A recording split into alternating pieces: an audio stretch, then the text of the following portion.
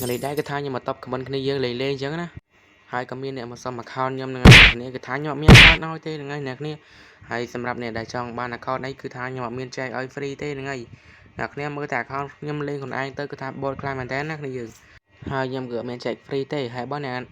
ណាគេដែលចង់បាន account តម្លៃសមរម្យមើលស្អាតស្អាតអីអ្នកគ្នាអាចចូលទៅមើល page គេស្អាត account បានណាគ្នាយើងហើយលេង page បកគាត់ខ្ញុំដាក់ខាងក្រោមវីដេអូដែរហ្នឹងអ្នកគ្នាហើយក្នុង page បកគាត់គឺលក់ hero តម្លៃធូរខ្លាំងមែនតើណាគ្នាយើងមួយអីគឺ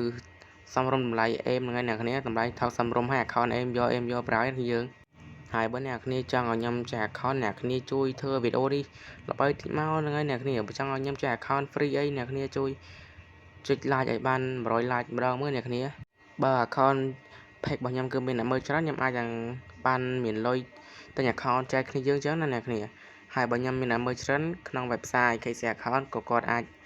ឲ្យ account ខ្ញុំមកចែកគ្នាយើងដែរហ្នឹងគ្នាហើយបើអ្នកគ្នាចង់បាន account នេះ complete ចុច like មួយ follow មួយមកគ្នាយើងចាំមើលបើ website KC account គឺមាន account ល្អៗអីចាំមើលអ្នកគ្នាធ្វើវីដេអូនេះផ្ទុះខ្ញុំអាចនឹងទិញ account យកមកចែកគ្នាយើងចឹងណាអ្នកគ្នាហើយខ្ញុំមិនលំអៀងទេហ្នឹងហើយគឺខ្ញុំចាប់ឈ្មោះយកតែម្ដងណាគ្នាយើងចឹងអ្នកគ្នា complete ចុច like ម្នាក់មួយទៅហ្នឹងហើយអ្នកគ្នាហើយកន្លែងមកគាត់គឺខ្ញុំធានាសុវត្ថិភាពជួន 100% មកអ្នកគ្នាហើយឥឡូវនេះផងដែរគឺក្នុង website D Top Up គឺតម្លៃពេជ្រ VIP ធំគឺមានតម្លៃត្រឹមតែ7,000ទេអ្នកគ្នាចង់ដែរអាចឆាតចូល page បានណាគ្នាយើង